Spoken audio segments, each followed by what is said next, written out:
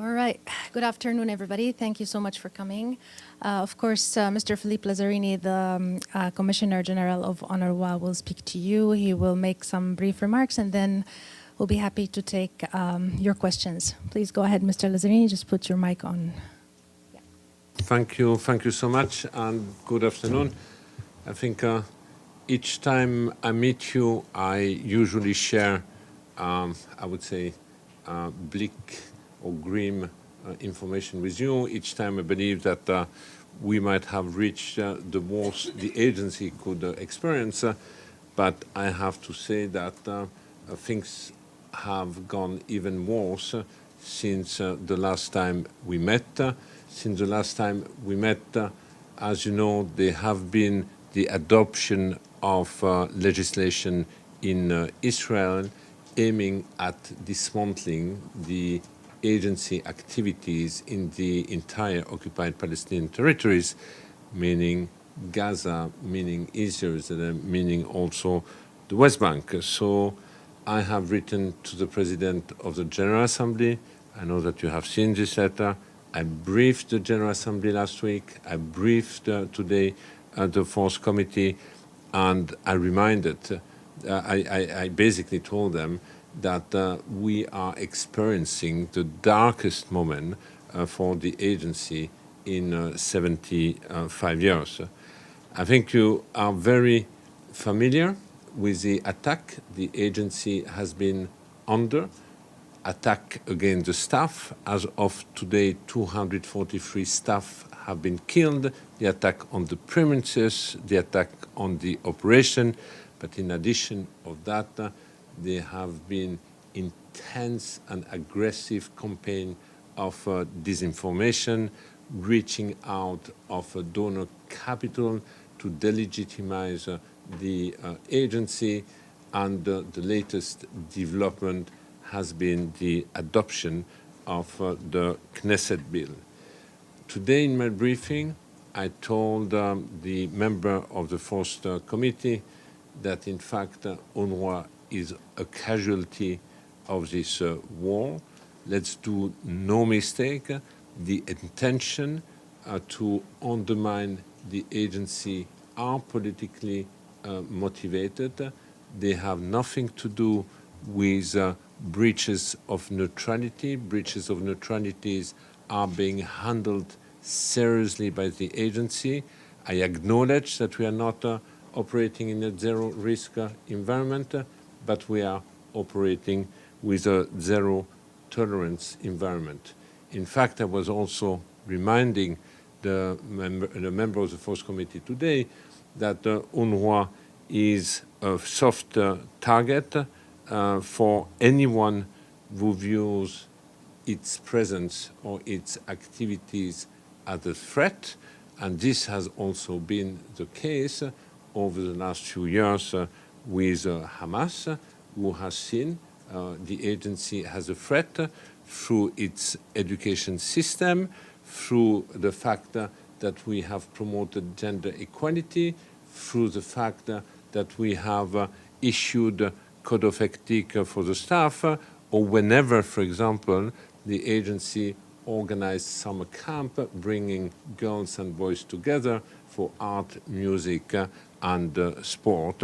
And this usually was done despite adverse reaction. And quite regularly also, UNRWA, and especially the Comgen and its senior management, were also accused of colluding with the occupying power.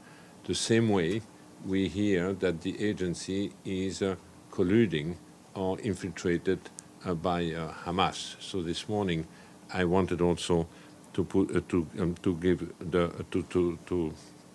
clean the record on this. I also reminded that and you heard it, I guess, from many of my colleagues and also the spokesperson, there is no alternative to UNRWA in the context of the occupied Palestinian territories. I keep being asked, but why is it that UNRWA is irreplaceable? Now, it is true that there is a tendency to bring down the discussion through what I would say a pure humanitarian lens. How many trucks are going into Gaza? And in fact, the trucks being brought in by UNRWA could be brought in by anyone else. And this is true. There is absolutely no doubt. You don't even need UNRWA to operate in a large-scale, complex humanitarian crisis like Sudan, for example. We are not present, and we will not be present. But what makes us irreplaceable? It's the nature, to start, the nature of our activities. We are providing education to hundreds of thousands of girls and boys whose today's school in Gaza is nothing else than the rubble. If you get rid of an agency like ours, what will happen once we have a ceasefire? Who will bring back the hundreds of thousands of girls and boys currently living in the rubble into a learning environment? Only a functioning state can provide this education. I know that when it comes to primary health, the same question are being asked. We have such a footprint, such an experience, such a know-how of the collectivities we are serving, that today in Gaza, or at least before October 7, 80% of the population was completely dependent on our primary health care. And even today, we continue to provide 16,000 consultations a day, millions of consultations since the beginning of the war.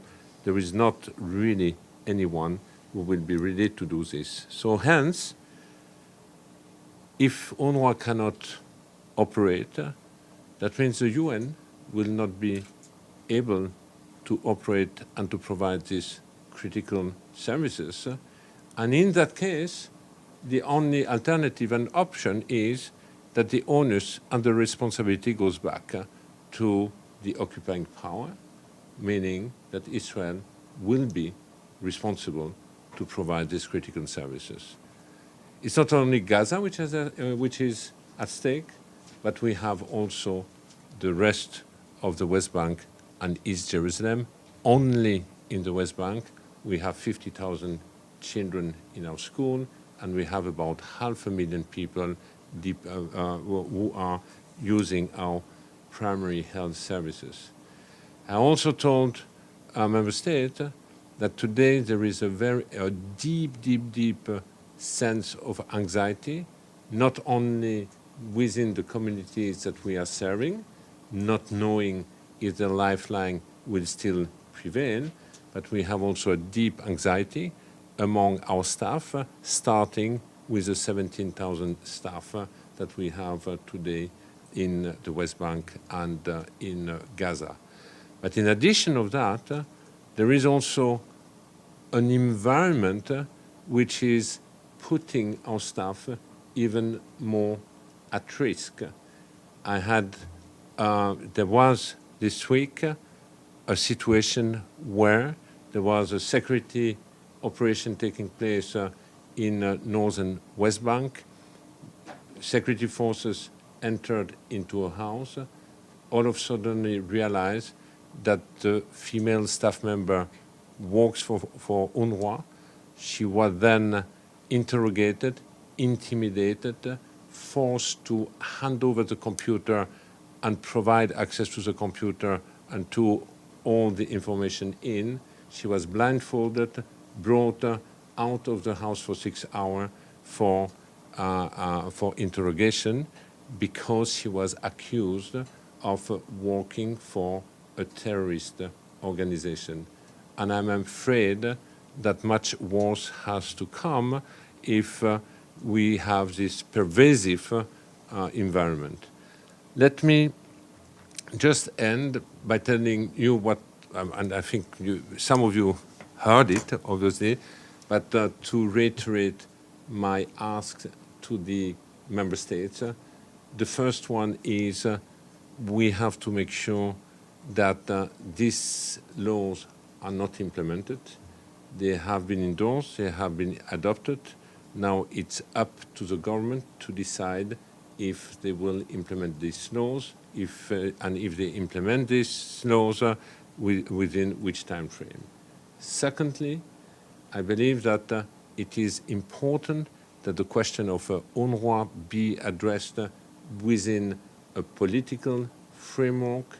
Any transition leading, or any political pathway leading to a two-state solution should delineate the role of an agency like ours, being primarily providing education and health services until the day there is a lasting solution where we can properly hand over these activities to empowered Palestinian institutions. Thirdly, meanwhile, we need the political support and financial support, calling on member states, make sure that you do not use the pretext of the law to delay the financial support to the agency. And last but not least, you heard me now a few times, I believe that by attacking UNRWA, we attack the United Nations, we defy the General Assembly and the Security Council, and basically through this, we are also further weakening the rule-based order that we have inherited after World War II, and it's really time to deploy all our political and legal capital to prevent this to happen. I think I will stop here, and sorry for not sharing better news. Thank you so much. Let's start with Edie. Thank you very much on behalf of the United Nations Correspondents Association for doing this briefing. Mr. Lazzarini, I'm Edith Lederer from the Associated Press. You said just now, and also to the Fourth Committee, that UN members need to use, and I quote, all the legal and political tools at their disposal to ensure that the international rules-based order is upheld. Can you elaborate on that? Does this include going to an international court or a national court to try to stop the implementation of the Israeli laws adopted by its parliament before they take effect? Thank you. Thank you. Yes, all possible avenues. Among the different avenues, you have also the ICJ.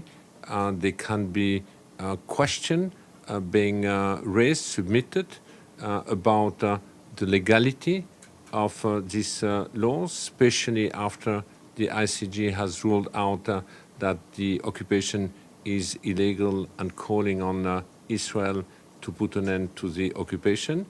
So that's an avenue. But there are also, national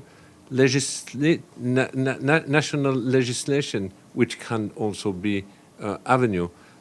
We have seen, for example, a month ago, that a letter was sent by the U.S. State Department and the Defense Secretary to the Israeli, referring to a national law and expecting that the situation in Gaza be improved, and also calling for UNRWA not to be further delegitimized. So the point I want to make here is that there are a number of already existing tools which can be used, and others avenue which still need to be pursued. And I know today that there are a number of discussions among member states wondering what more needs to be undertaken. Can I just follow up saying, obviously there isn't a lot of time. How far advanced are these talks, and do you expect any action in the coming weeks? Well, I keep asking. I mean, you know, we have observed and witnessed an extraordinary mobilization recently. Number of condemnation, outrage. We even had last week a statement from the 15 member of the Security Council, which nowadays is rare, so it was definitely welcome. My call is make sure that this outrage and these walls be now translated into action. So I wish to be clear. Obviously, I am still hopeful that we will find a pathway to prevent this law to be implemented. But by answering this, I do not know to which extent it is just wishful thinking. Thank you. Bisan. Thank you very much. Bisan Abquick with Al Jazeera Arabic. I have two quick questions. I mean, we have this legislation in the Knesset, but now in the U.S. we have a new administration and a new composition in the U.S. Congress. And UNRWA had been attacked by many Republican lawmakers in the past. How concerned are you with this new administration that further measures might be taken here in the U.S. Towards UNRWA, either in Congress or by the new administration itself? And the second question is, you mentioned that UNRWA should be part of a political solution, a two-state solution. I mean, how viable is a political and two-state solution at this point, in your opinion, especially with statements that we have heard in Israel about the annexation of the West Bank?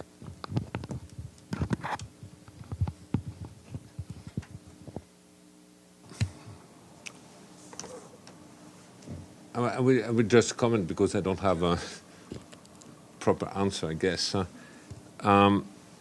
You know, we are in a new situation. Obviously, it's an understatement. In every new situation, we might see also new opportunities. To which extent is it realistic to talk about a two-state solution? For the time being, the two-state solution remains the international community and United Nations position about how to promote a solution on the Palestinian question in the region. We hear also that the new administration has made promoting peace a priority in the region. When we talk about peace, we talk also about normalization. And when we talk about normalization, we also hear that the two-state solution remains an important condition for any lasting normalization. So if you put all these elements together, I believe that would this be the pathway, that in this pathway, UNRWA would have certainly a positive role to play to make it happen if there is a firm and genuine desire to once for all address the Palestinian question. All right, and the second question was what? Two-state Sorry. solution. Actually, it was about the new administration. So it was, I answered. Okay, yeah. Thank you. Okay, let's go to Maggie, then Deji, then Abdelhamid. Hello, Mr. Lazzarini. It's Margaret Bashir with Voice of America. We know courts move slowly. We know the international community moves slowly. As Edie said, you've got less than 3 months now before this legislation is likely to go into effect. So what are your plans for operating in Gaza and the West Bank after that? I mean, do you think you can still work come January? Have you spoken to Egypt or Jordan about them giving you some access into those territories, or would it be completely out of the question for you to continue to operate once the legislation goes into effect? The simple and short answer is we will be operating until the day we cannot operate anymore.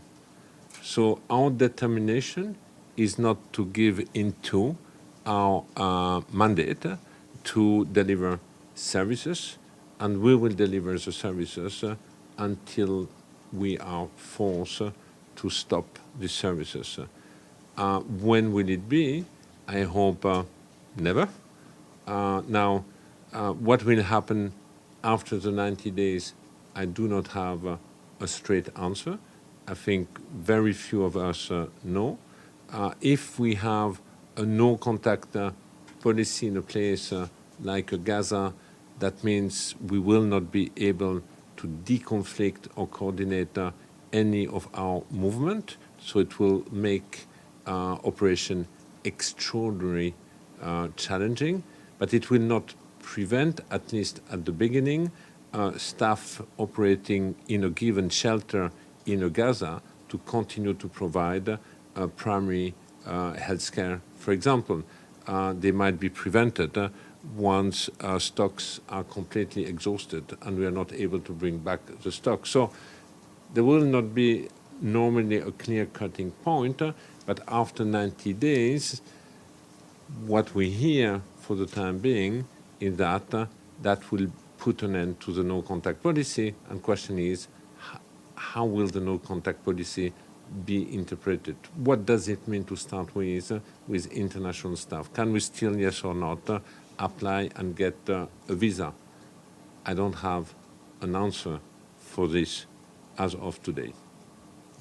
Thank you. Okay, Deji Abdelhamid and then Evelyn. Hi, Mr. Lazzarini, Xu with China Central Television. Two quick questions. First, have you talked to Ambassador Danoon of Israel directly? Because today he talked to us, he said that he urged you to resign. Do you think that would make a difference? And secondly, you said the request from Israel to dismantle UNRWA, it's a political motivation. It's political motivated. It's not really humanitarian or other things. So can you remind us what's the importance of UNRWA politically speaking, and why Israel wants to dismantle UNRWA politically speaking? Thank you. I did not have a bilateral meeting with Ambassador Danon. He made a call this morning at the Fourth Committee asking me to resign in shame. Basically, my answer to this is that if my person would really make a difference, this is certainly something I should envisage. But I don't think it is my person which is attacked. It is my function. It is a Commissioner General which is primarily targeted today, and it is a part of this broader campaign to delegitimize the agency and UNRWA. This leads me to the second part of your question. Why is it political? The objective is to strip the Palestinian from the refugee status and also to unilaterally change the parameters for a political solution. It's a way to undermine the future aspiration of the Palestinian for self-determination. It's a way to undermine and to bury once for all the two-state solution. We have also seen that it's not just UNRWA which has been targeted. Any voices in the region supporting the Palestinian Authority, supporting the pathway of a two-state solution, started to be phased out. We have seen it with some UN agencies. We have seen it even with a member state whose diplomats have been asked to leave. And also, and here I was clear also with the Fourth Committee and the General Assembly last week, it is completely false to believe that if the agency stops the provision of its services, that this will end the status of the Palestinian refugees. The status of the Palestinian refugees is confirmed through the resolution, GA Resolution 194. UNRWA has been created later on to provide services to the refugees. Hence, the right of return remains enshrined in the Resolution 194, and it has nothing to do with the provision of services of UNRWA. But we have heard, once the legislative text has been adopted, number of politicians who were driving this text, saying this is a chance in a generation to put an end once for all to refugee status and also to victimhood. Okay, Abdelhamid, please go ahead. Thank you, Mr. Lazzarini. Abdelhamid Sayan from the Arabic Daily Al-Quds Al-Arabi. Many of the questions I want to raise had already been raised, especially asking you to resign by Danny Danon. And my question is about the day after. Are you prepared to put a plan to cover the shortages in financial support to UNRWA once we see the new administration cutting off completely the support for UNRWA, and of course some of the Israeli supporters also might do the same. So what is your plan to fill the gap in the budgetary crisis you might be facing? And my second question, would that affect the operation of UNRWA in the other duty stations like Jordan, Lebanon, and Syria? How is the operation will be affected by this Israeli decision? Thank you. Thank you. You know, my first objective right now is to safeguard the agency and its ability to operate through a number of, I would say, political, diplomatic intervention, because we have to, and that was my ask to the member states, use all your influence to make sure that these laws are not implemented. And once these laws are put on hold, to shield the role of the agency in any political transition. But at the same time, you're right, and haven't talked about finance. You were used to hear me talking about finance until now, but our financial situation remains very dire. I still do not have the funding to end the year, so I still have 45 days to find the financial support to be able to pay the salary of our 30,000 staff across the region. Now, the beginning of next year, the expectation, the forecast is grim, because the main donor, which has been the United States, used always to contribute at the beginning of January and help the agency to go through the first quarter. This year, we won't have a contribution of coming from the US. Anyway, as you know, contributions have been frozen minimum until March next year, and indeed we have absolutely no indication that they will resume anytime soon. Then we have also a number of donors who are going through austerity budget in Europe, which will also impact the level of contribution to the agency. So I'm particularly indeed concerned about the financial situation as from the end of the year and beyond.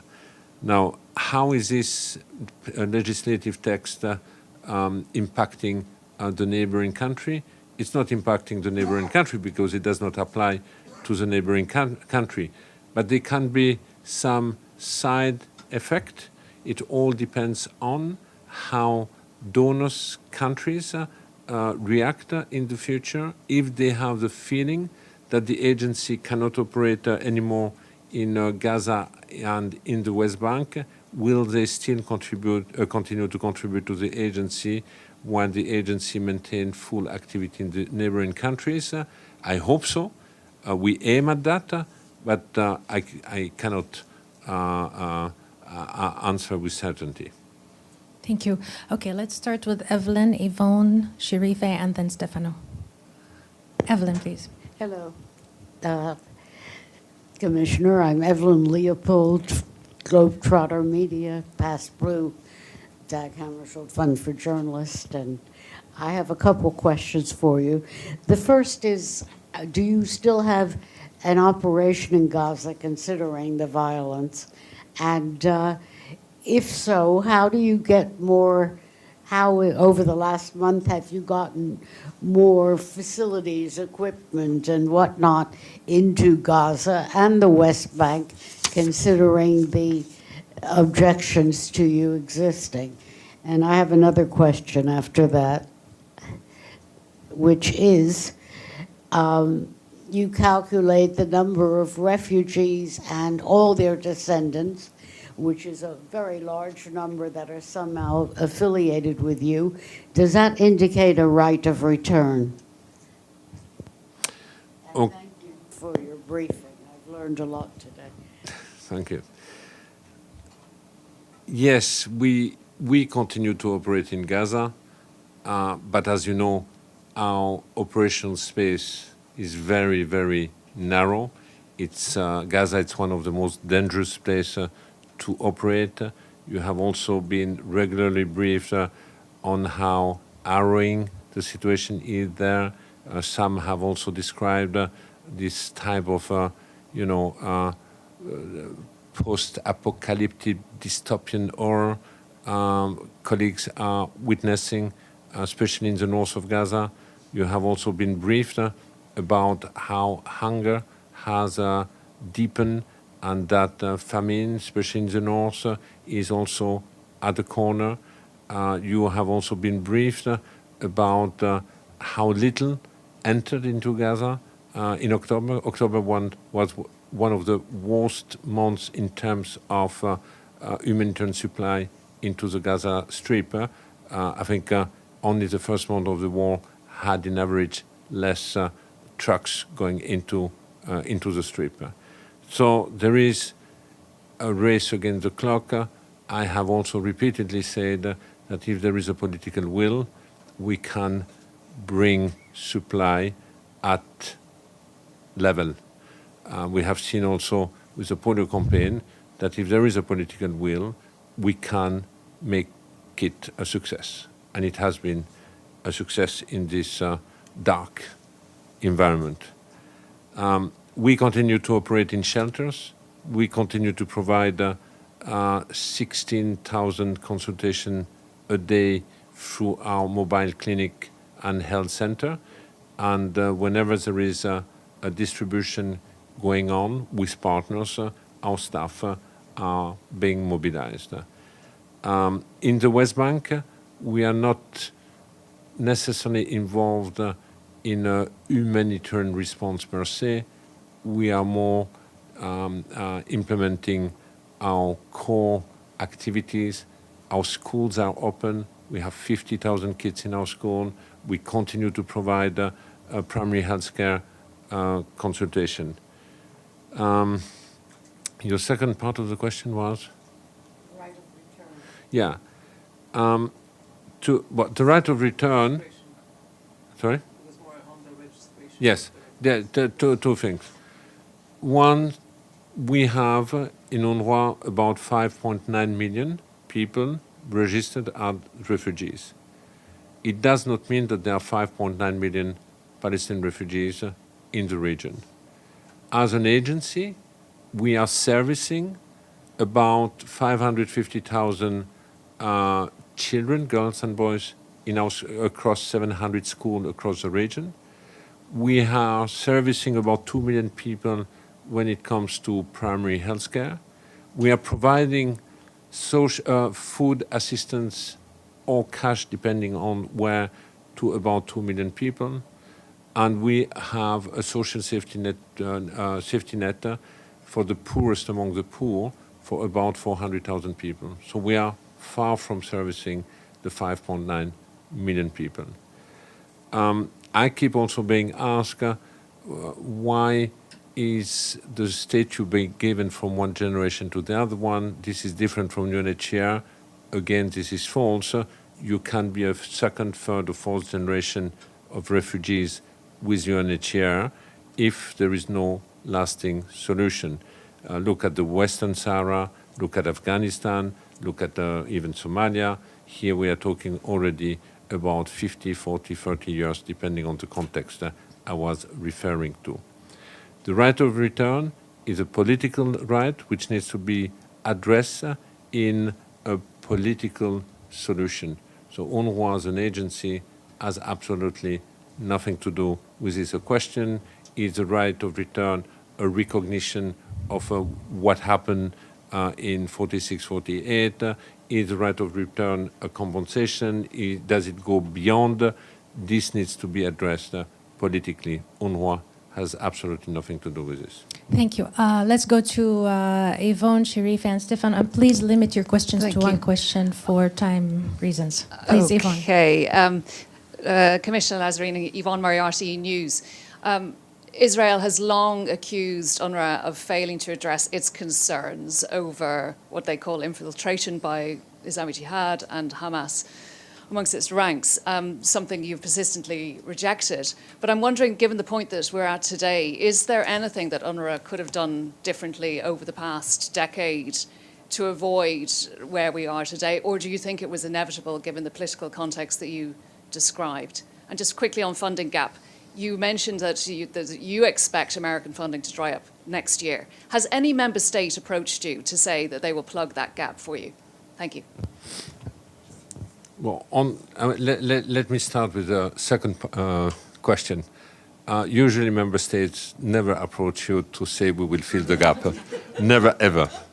So they might wait you to be on your knees or strangulated, and they might come to save you, but never, ever in advance.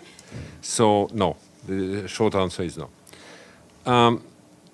It is true that we keep, the main argument to undermine, to delegitimize the agency are all these accusations of collusion with Hamas and infiltration by Hamas and all these allegations. I have been very clear on this one. I acknowledge that we are operating in a very complicated environment, deeply emotional, deeply divided. So there is no zero risk, but as an agency, we will apply the zero tolerance. We are also an agency which basically is a human development agency, and I'm not like a state having police or intelligence services working for us. So we heavily rely on the member states. Now, one way to rely on the member states, and this is a practice the agency has put in place over the last 15, 20 years, is to regularly share the list of the staff to the host country, which means in the region we have shared with the Palestinian Authority, with a neighboring country, but also with Israel. Now, one of the recommendations of the Catherine Colonna report was you should share it more frequently. So instead of sharing it on a yearly basis, we share it now on a quarterly basis. Now, having said that, we keep having allegation and allegation and allegation. When it comes to the use of our premises, for example, we keep hearing that Hamas, Palestinian armed group, but also during this war, the Israeli army have used our premises for military operation. Today, 90% of the Gaza Strip is under evacuation order. It's a combat zone. It's very difficult for us to check what is true or not true. But I repeatedly not only condemn, which is obvious, but ask that a board of inquiry be put in place, and I really hope that this board of inquiry will be put in place to investigate, in fact, all these allegations. I keep also saying that we are in a war of narrative. There are different type of narrative, the war of disinformation. That's the reason why it is also so important that international journalists be present in Gaza. We have relied until now on absolutely heroic work done by Palestinian journalists, but when we talk about polarization and different narrative across the world, the presence of international journalists is absolutely key. And I really wish you would be able to be present just to double check basically also what you are hearing. What would we have done differently? I think it's too early to answer this question because, of course, you ask a question about the legacy of an agency across the last few decades.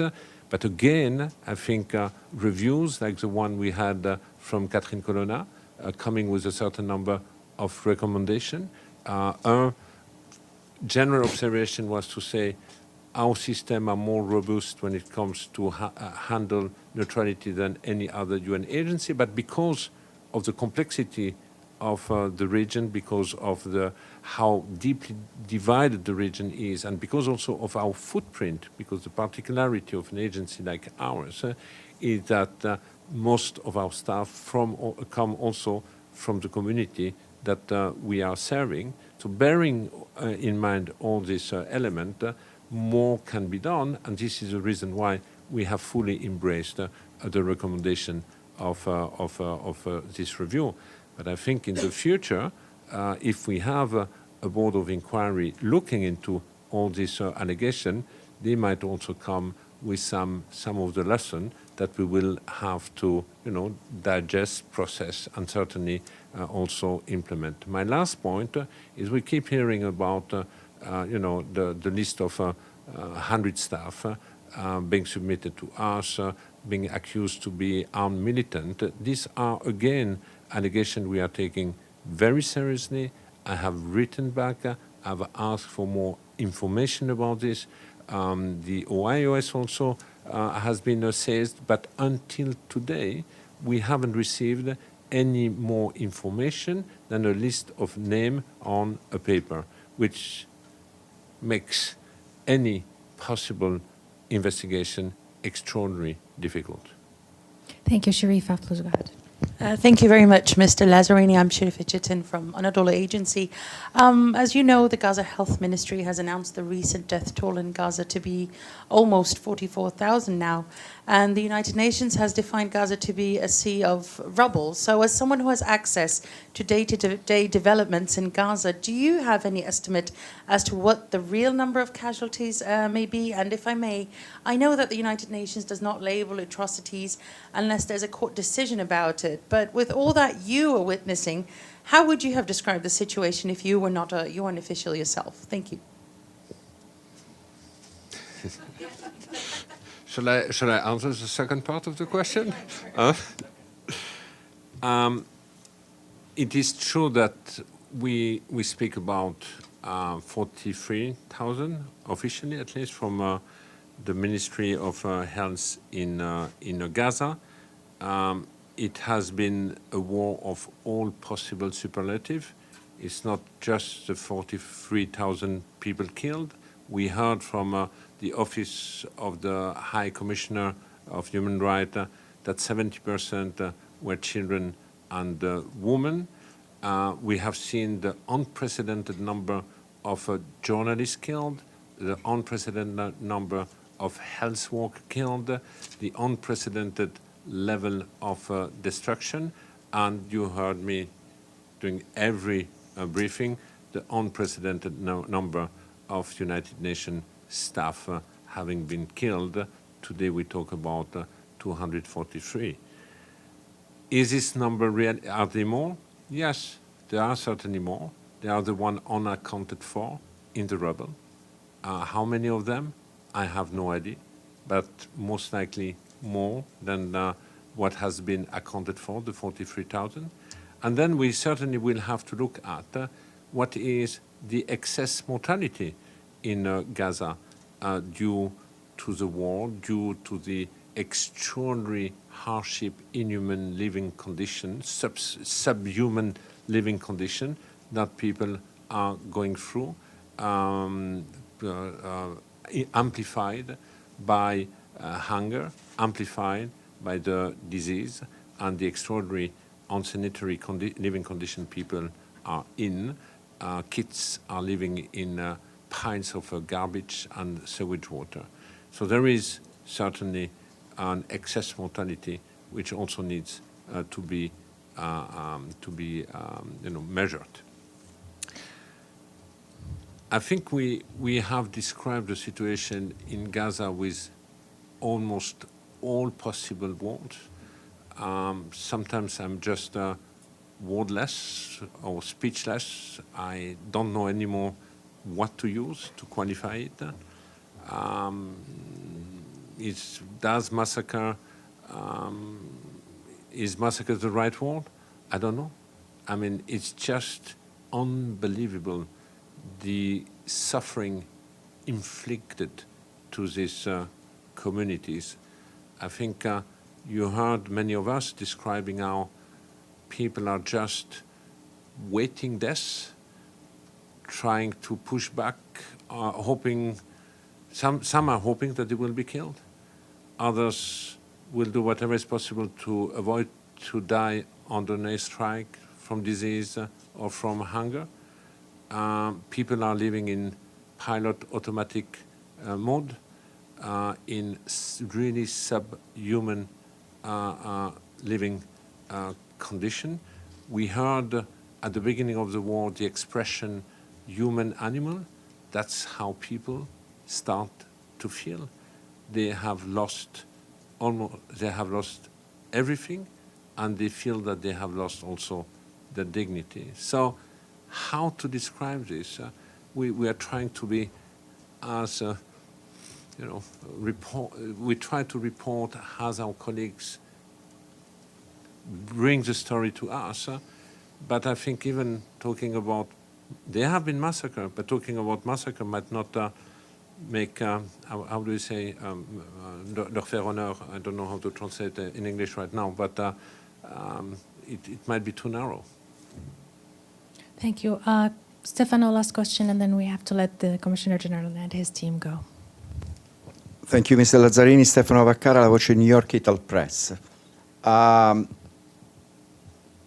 Well, it is important. I mean, I understand your job is to try everything to save the agency, to save UNRWA.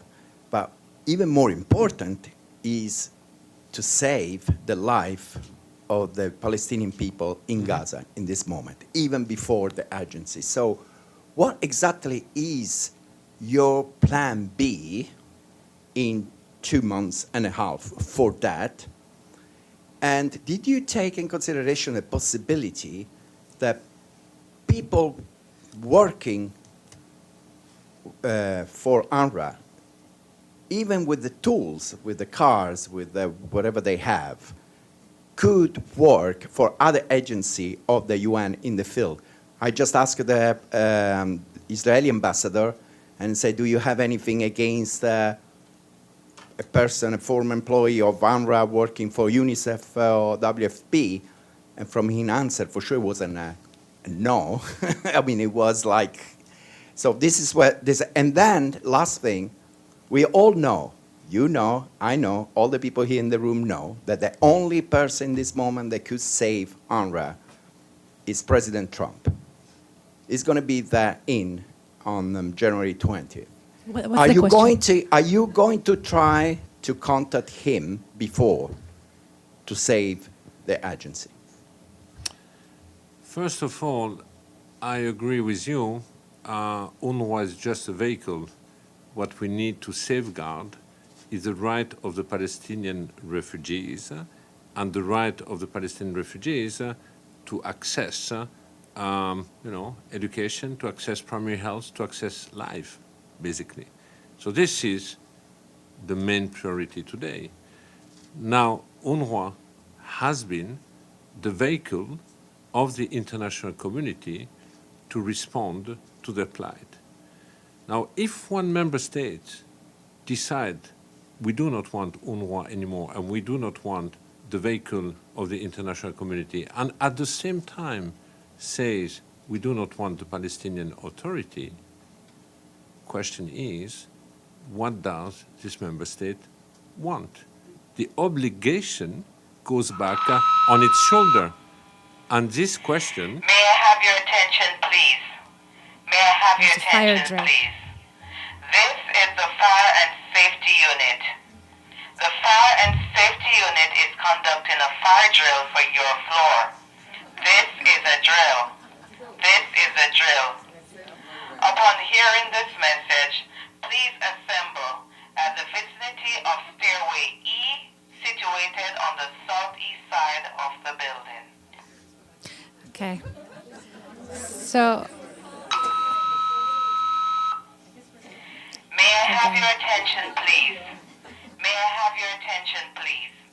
This is the fire and safety unit. The fire and safety unit is conducting a fire drill for your floor. This is a drill. This is a drill. Upon hearing this announcement, please assemble at the vicinity of stairway E, situated on the southeast side of the building.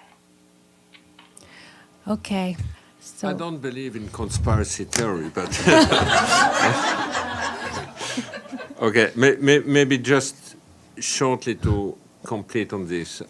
So you have to ask the question of the Plan B to Israel if Israel does not want the vehicle that the international community has decided will be the one to ensure access, to address the plight of the Palestinian refugees through providing education and primary health. Your question is about other UN agencies.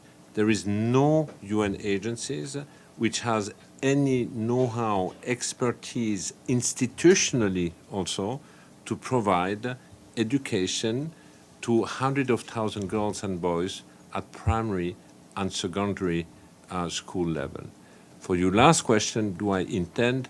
The short answer is yes. thank you so much. Thank you. Thank you, Commissioner General. Thank you, everybody.